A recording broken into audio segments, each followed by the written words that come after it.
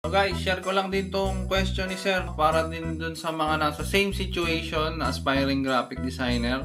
Sir, may question lang po. If di ka po busy ngayon, marunong na ako mag-Photoshop, Illustrator, Premiere, Basic, After Effects, Basic, Fundamentals of Design, OBS, Streamlive, Basic, Photography, Basic, and 3 years na ako sa field. Magkano na po kaya ang dapat i-ask ko na offer for rate po? So, yung tanong ni Sir medyo mahirap sagutin kasi nga hindi ko alam kung ano ba yung tinatanong niyang rate, kung full-time ba, or part-time, or freelance, or per hour. Pero punta na agad tayo dun sa mga key points tungkol dun sa question ni Sir. So, number 1, sa graphic design, hindi yan sa kung gaano karami yung kaya mong gawin. Kung hindi, kung gaano mo kagaling gawin ang isang bagay. Or kung lahat yung skills na yan ay mataas ang quality ng designs mo.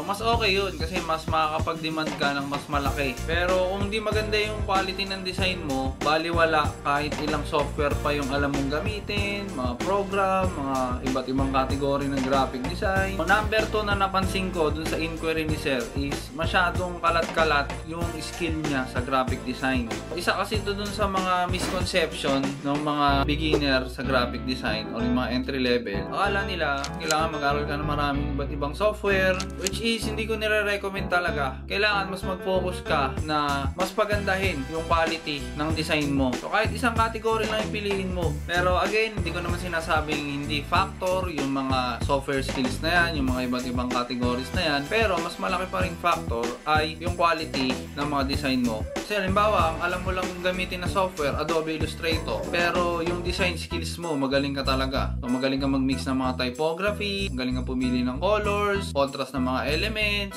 balance, alignment. So, yan yung mas mahalaga talaga. Yan talaga yung mas makakapagpataas ng rate mo as a graphic designer. Alright, so yun lang naman para sa video na yan. Thank you for watching. Follow for more graphic design tips.